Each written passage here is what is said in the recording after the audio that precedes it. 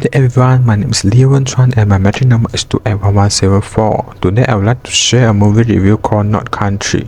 I initially watched this movie is to complete an individual assignment for BPMN3123 Management Ethics, but after watching it, I think it is the best movie I have seen in 2022.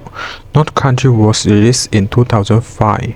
The movie is based on actual incident that took place in 1988. The story is about the first successful sexual harassment lawsuit against a woman in the history of United States. The movie begins with Josie returning to her parents' home with her two children to leave her abusive husband.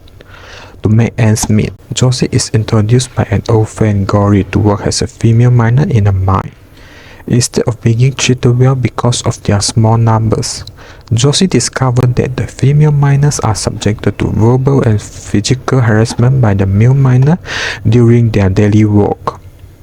Women miners are not only subjected to discriminatory, sexual suggestive, and vulgar language from male miners, they are also subjected to physical and psychological harassment such as touching their private body parts and putting indecent objects in their lunch boxes. However, the women miners were forced to tolerate the poor behavior in order to keep their jobs. Even when Josie told her boss and supervisor about the incident, they chose to ignore Josie's claims and even threatened her with dismissal from the company. The company then punished Josie by being transferred her to a dirtier department.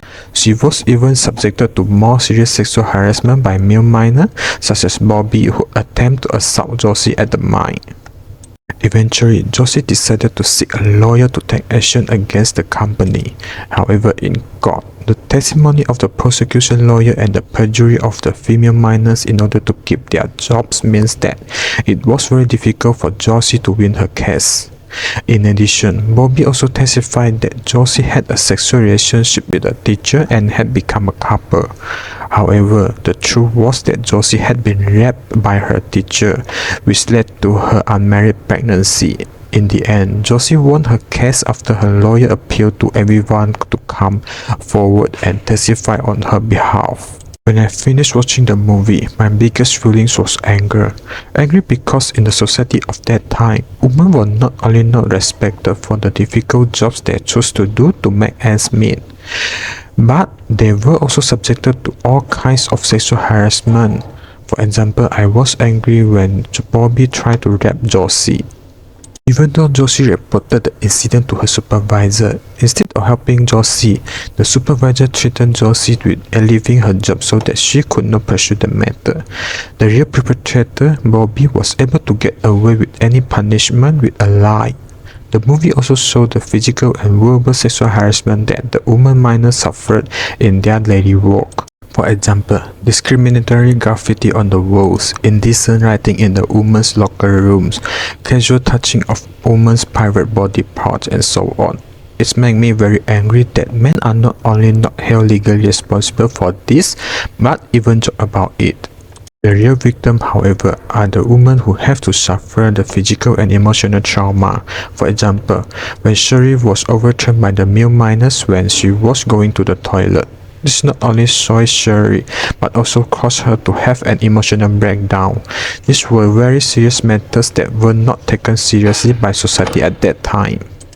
Also, I would like to share the part of the movie that touched me the most. It was the moment when everyone stood up and testified on behalf of Josie and the encouragement of the lawyer.